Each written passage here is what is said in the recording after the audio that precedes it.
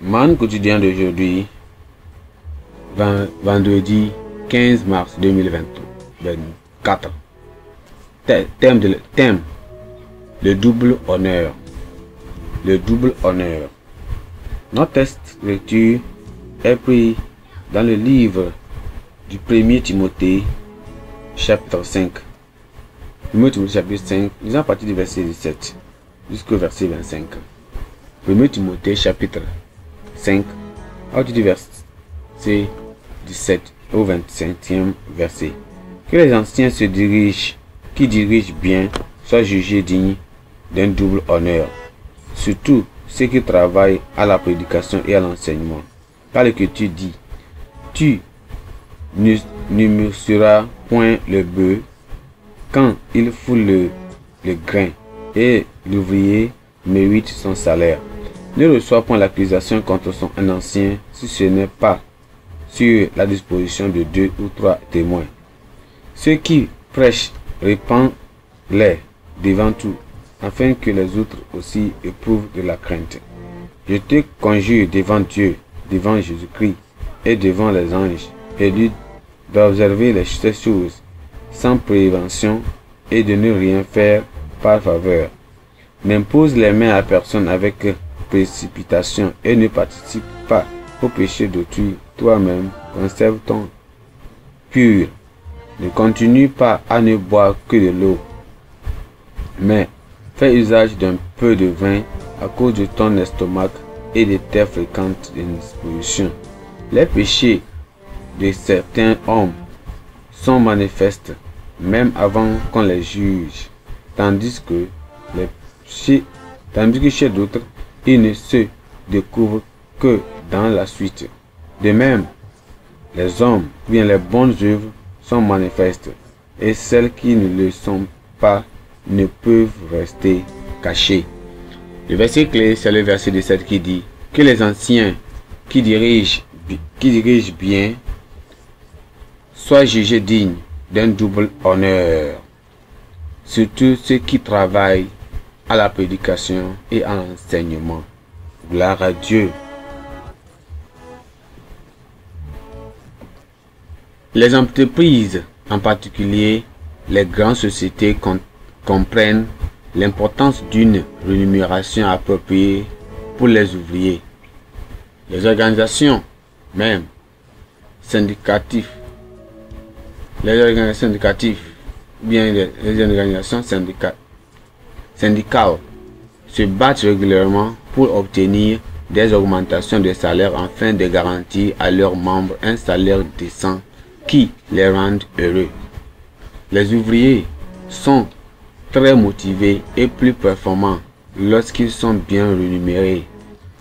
Les salaires, les primes, les commissions, les avantages en nature, les promotions et les récompenses correspondent à différents niveaux de rémunération dans le domaine du travail.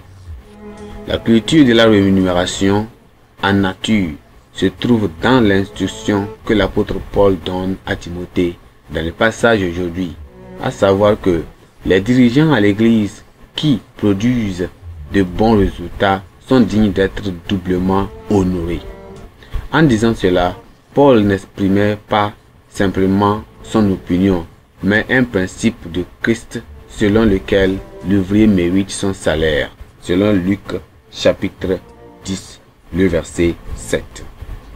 Bien que les ouvriers chrétiens, les pasteurs et les autres responsables ne doivent pas offrir leurs services dans un but lucratif, ils méritent d'être appréciés, encouragés, récompensés et aussi honorés lorsqu'ils excellent dans leur service.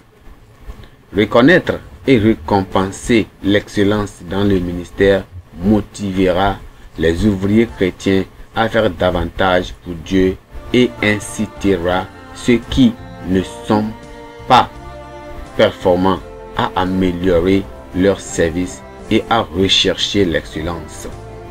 Le double honneur pour les ouvriers qui excellent peut prendre la forme d'éloges, de respect, de soutien financier, de promotion et de responsabilités plus élevées.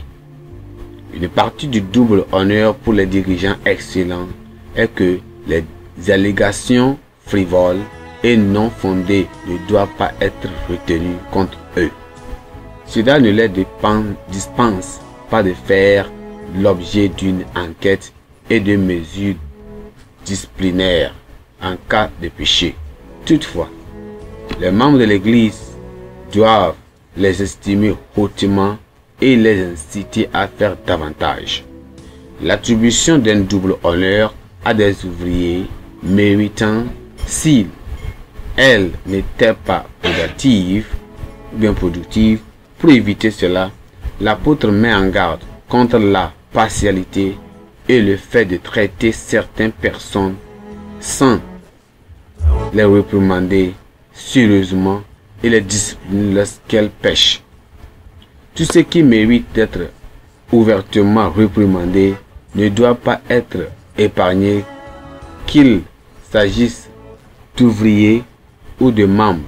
Il devait y avoir un équilibre entre les doubles honneurs pour l'excellence et la réprimande ouverte pour les infractions dans l'Église. Alors, que le Seigneur nous aide vraiment à obéir à sa parole et aussi savoir aussi rémunérer et apprécier ceux qui font le bien et ceux qui font le travail de tout leur cœur dans l'Église, dans toute forme, les apprécier, les louer et aussi si c'est de aussi payer ceux qui travaillent pour nous n'importe où.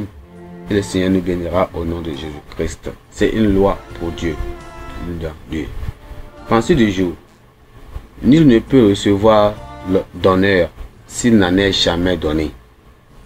Nul ne peut recevoir d'honneur s'il n'en a jamais donné. La Bible en est un nom. Jérémie chapitre 31 à 32. Jérémie chapitre 31 à 32. Prions. Père, nous te bénissons, nous te glorifions encore ce jour pour ta parole. Nous prions, Seigneur, que tu nous aides. Lorsque ta parole vient vers nous, aide-nous, Seigneur, à l'écouter et à la mettre en pratique, surtout lorsqu'elle vient vers nous. Donne la grâce, Seigneur, à toujours obéir à ta parole au nom de Jésus-Christ. Nous t'en rendons gloire. Nous prions que, Seigneur, que tu nous aides à obéir toujours à ta parole. Et lorsque, Seigneur, qu'elle vienne, elle va devenir une bénédiction pour nous, à tout chacun au nom de Jésus-Christ. Merci, Seigneur, car nous savons que tu nous as exaucés. Au nom précieux de Jésus, nous avons prié. Amen. Thank you.